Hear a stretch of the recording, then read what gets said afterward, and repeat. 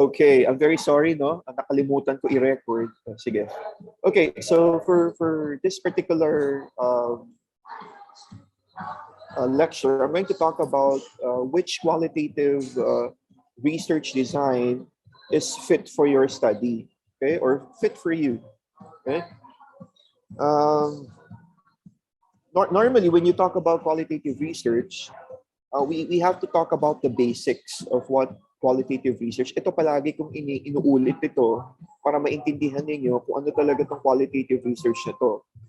Things that cannot be measured numerically, and qualitative research is no exception.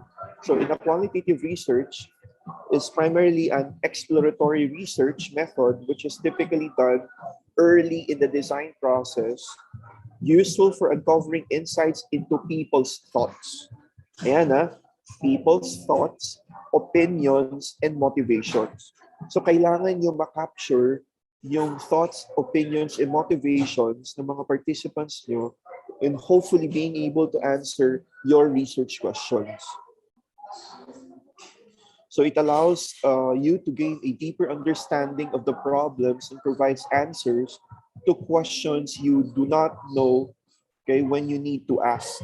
Okay, kasi minsan, may lalabas doon sa mga sasabihin ng participants nyo that would be very relevant in answering your research questions. So, in a qualitative research, it's a science. Okay, the design techniques range from being completely open, unstructured, to something that is open but grounded in a semi-structured way. Yung sinasabi yung semi-structured or structured way, later on yan, when you do your interviews, yung mga open-ended questionnaires, we'll be talking about those things. So again, in a quantitative research, this is just a differentiation between the two. Okay. So as a review, words rather than numbers, okay, to describe the findings. Okay, again, words, hindi numbers. Kaya even the title itself, class, malalaman ko na kung qualitative or quantitative yun. Kunyari, words such as the effects of. Okay? Pag effects, normally ano yun?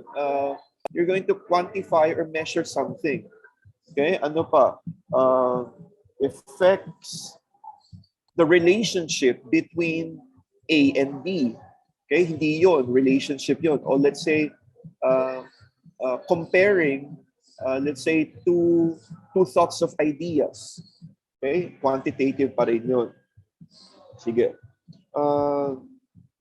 Actually, there are many qualitative research designs: ethnography, phenomenology, grounded theory, historical research, case study, feminist research, and action research. Pero yung sinabi ko, ang gagawin nyo lang, it's either you're going to do ethnography, phenomenology, grounded theory, or case study. Kaya yun lang, yung 1, 2, 3, 4. Normally, itong action research nito, normally this is for teachers. And in an action research, these are immediate solutions to a problem being faced by teachers. So some of your teachers are doing an action research. Itong historical research, feminist research, okay naman to, but normally, very few are doing these kinds of research. Pero kayo, I would be suggesting ethnography, phenomenology, historical, grounded theory, and case study. Okay, so in a qualitative approach, general when you're thinking about conducting qualitative research, you describe either explicitly or implicitly and the role of the researcher, the stages of research, and the method of data analysis. So importante later on, when you analyze your data, anong klaseng analysis ang gagamitin ninyo? Okay, but the analysis itself, normally what I suggest to my classes, they do the thematic analysis or the content analysis. Okay, let's move on, no? So if you're working with a particular research design, importante sa qualitative research, malaman yung mga experts, the authors behind a qualitative research. And I'm going to be able to show you kung sino yun. Okay, na yun yung hahanapin nyo in the particular research design that will be given to you. Okay? Okay, for example, if your research design is ethnography, ang normally hahanapin mong author would be the following. Si Spradley, Sustain and Seri Strater, and si Walcott.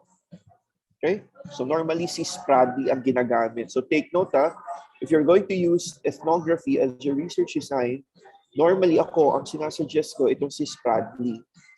Pag grounded theory, which normally, mahirap naman talaga itong grounded theory kasi normally wala kang review of related literature dyan. Ang literature would come later on. Okay? Ang pinaka-common dito, si Glaser, and si Strauss and Corbin. Kaya yan yung dalawang popular. Okay? Sige, let's move on. Hindi ko na ito di-discuss tong dalawang to, the important ones only. Next, in a phenomenological analysis, these are the following authors. Si Colizzi, si Georgi, Holstein, and Gobrion, Mostakas, Smith, Flowers, and Larkin, and Van Manen. Normally, ang ginagamit sa phenomenological research design in the with my past students, normally ang ginagamit, it's either si Georgi, okay, itong tatlo lang, si Georgi, si Colizzi, or si Van Manen. Okay, tatandaan niyo yan si Georgi, Colizzi, and si Van Manen. Okay? Now, in a case study naman, it's normally Stake and Yin. Ang madalas na ginagamit ko, and I am usually suggesting to the class is si Yin, si Robert Yin. Yeah, si Robert Yin. Meron rin dito, it's called mixed methods. Pag mixed methods kasi in a research, normally you have qualitative and quantitative research combined. Pero I will not suggest that to you because you're still beginning to understand research. Mahirap ang mixed method because you have to be an expert on both the qualitative and the quantitative research. So normally, ito yung mga suggested authors in the mixed method. Si Creswell, Plano Clark, and si Tashakori and Teddy. Okay?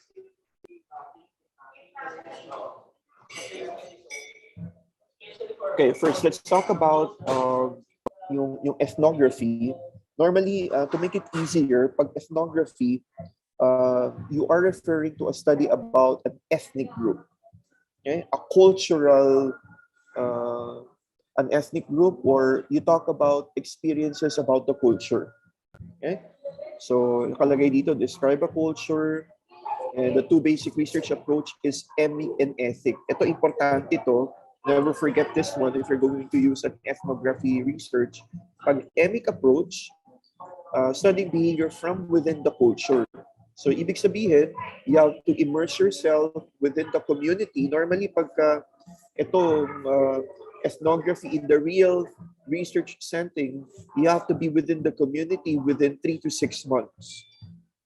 And next is the ethic approach from outside the culture and examining similarities and differences across culture. Ito naman, pag ethic approach, you don't stay in the community, but you get to understand the community from the perspectives of other people. So wala ka man dun sa community, nasa labas ka, but you try to understand parang itong community na to with perspectives from other people. Okay? So that's the ethnography, the field of anthropology, again, studying an entire culture. So yung kay Fritz, pwede kang mag-ethnography and pwede ka rin mag-case study. Okay? Pag ethnography is that you are going to go deeper in understanding, let's say, the Japanese culture, no? Kung later on, kung yung study mo would lead to an ethnography,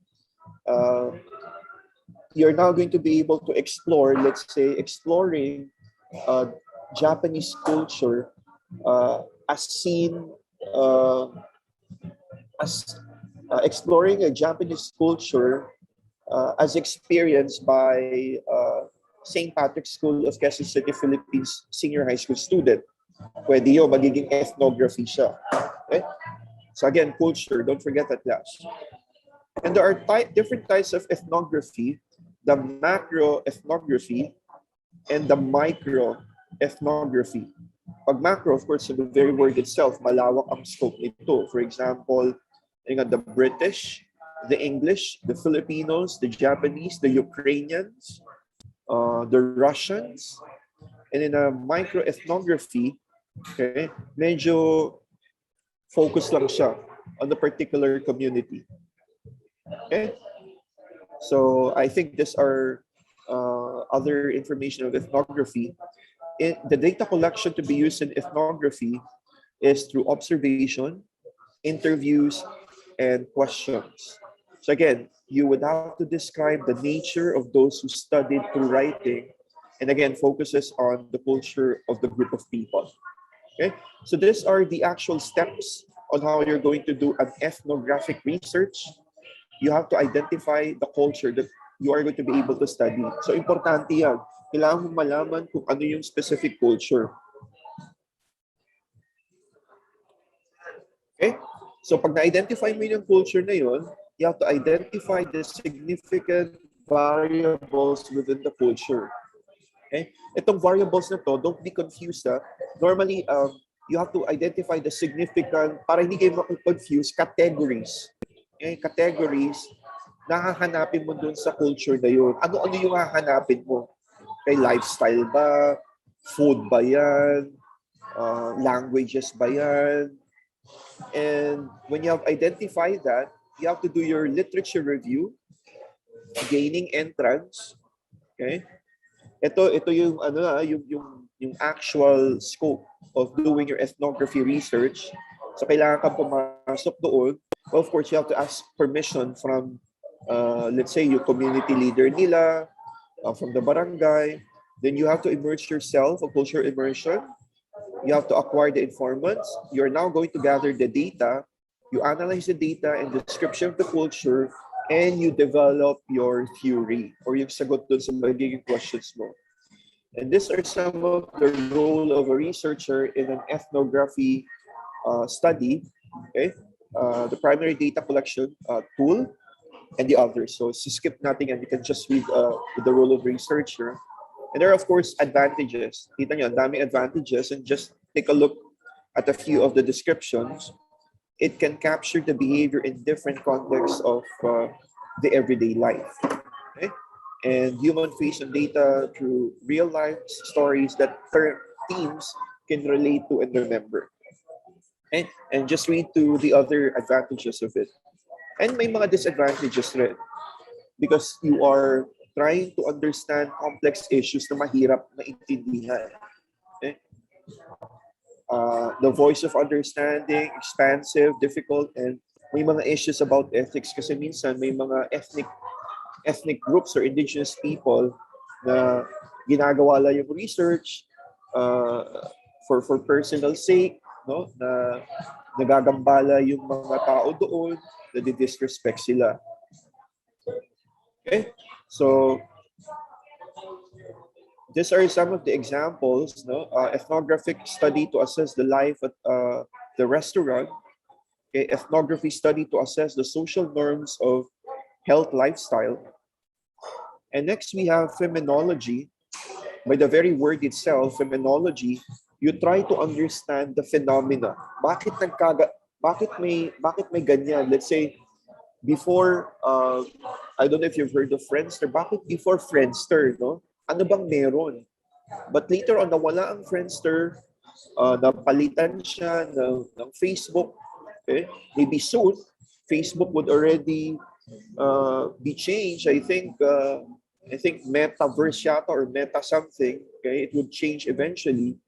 Another example of a phenomena, for example, if you are watching the noontime show Itbulaga, no? Yung phenomena na yung Aldab.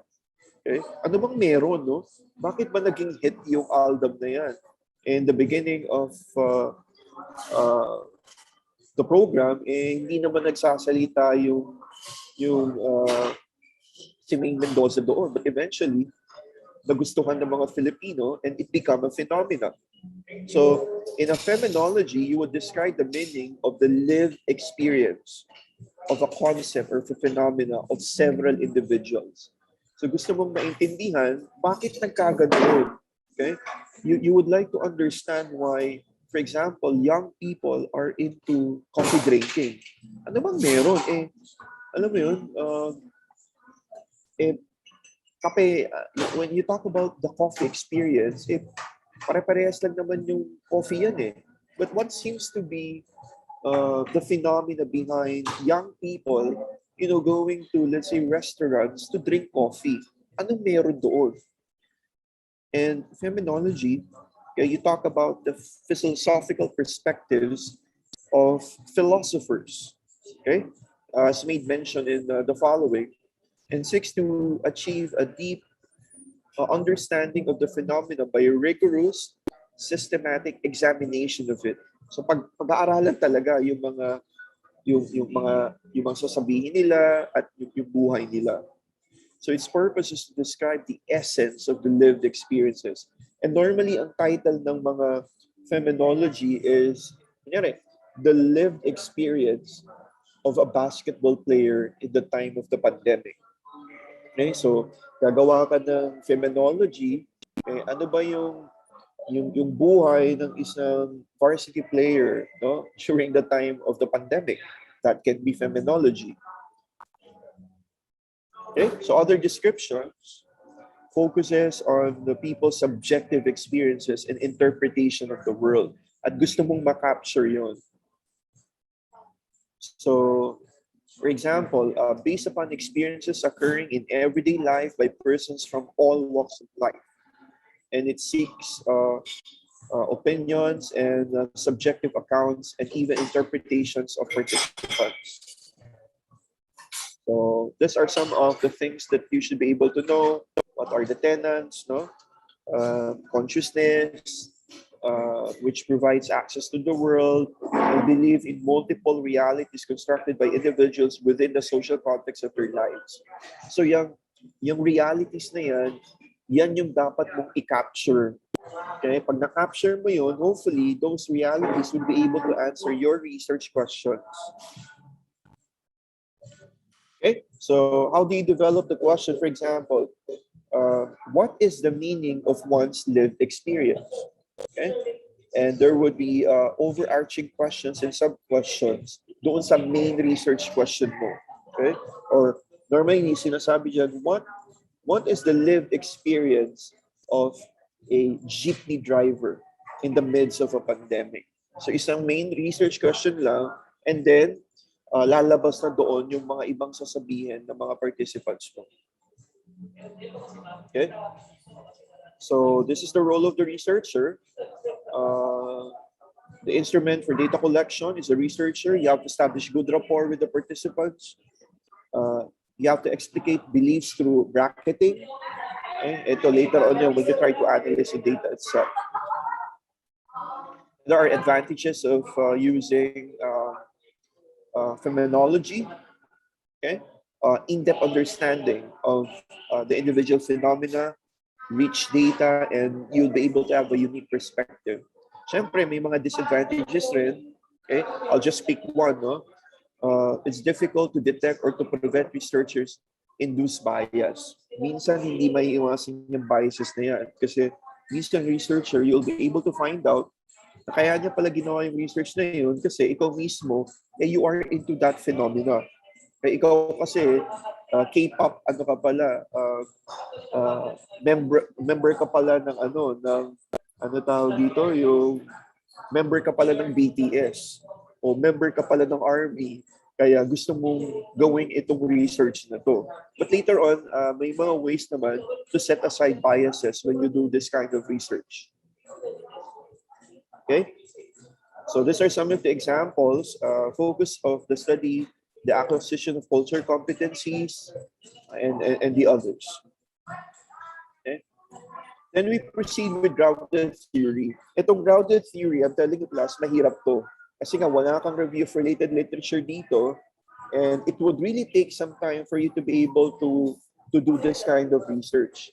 It's an inductive technique developed for health-related topics by Glaser and Strauss and emerged from the discipline of sociology. Okay? Meaning, your research should be coming from grounded, talagang from the grassroots. Okay? So there is symbolic interactionism, react to things on basis of meanings derived from social situations shaped by dealings with others. So these are nice to know, no, but I will not expect you to be able to do a grounded theory research. Okay. So some of the questions here. Okay, the role of research in a grounded theory, and some of the questions, some of the advantages. Okay. The researcher should not predetermine a priori about what he or she will find and how the social phenomena should be viewed. Meaning, yung sarili mong opinion, dapat you will be able to set aside, okay, from this so-called grounded theory. Of course, there would always be disadvantages. It fails to recognize the embeddedness of the researcher and thus obscures the researcher's considerable agency in data construction interpretation. Okay. And the last, we have a case study. Okay. In a case study, has evolved over the past few years, and normally ito is being done in social sciences, psychology, anthropology, and even ecology. Okay. You're going to be able to test theoretical models by using real-world situations. And in a case study, you have to explore a bounded system o yung mga practices na ginagawa ng isang individual, ng isang organization, or isang grupo. Okay? Detailed, in-depth data collection involving multiple sources or information-rich in context. Okay? The context of the case involves situating the case within its setting, which may be physical, social, historical, or even economic. So the data collection strategies include observation, interviews, documents, even records, participant observation, physical artifacts. Yung mga physical artifacts, let's say yung mga documents, mga ganyan, audiovisual materials. You're going to analyze the theme, issues, and interpretation of the case by the researcher. So how to solve a case study? You have to read, basa-basa, you have to visualize it, you realize and analyze, you have to think about it, what are the alternatives, ano nangyari, okay, why did it happen, bakit nangyari yun, anong gagawin, and what should have been done. And how to solve a case study, you have to focus on various data, graph, and events. You have to find out major reasons of success and failures. Focus on the different types of analysis. You can either do ito pag ABM ka, you can do the SWOT, you can do the PES analysis, and others. Okay? For example, you want to do a case study about kunyari, online soliciting. Online soliciting. Huwag na street soliciting kasi hindi na bago, luma na yan eh. Kunyari, a case study on online soliciting. So, one, ano ba yung normally ginagawa pagka online soliciting? Just as in the case of street soliciting, may mga 1, 2, 3, and 4 ideas siya. Okay? So why?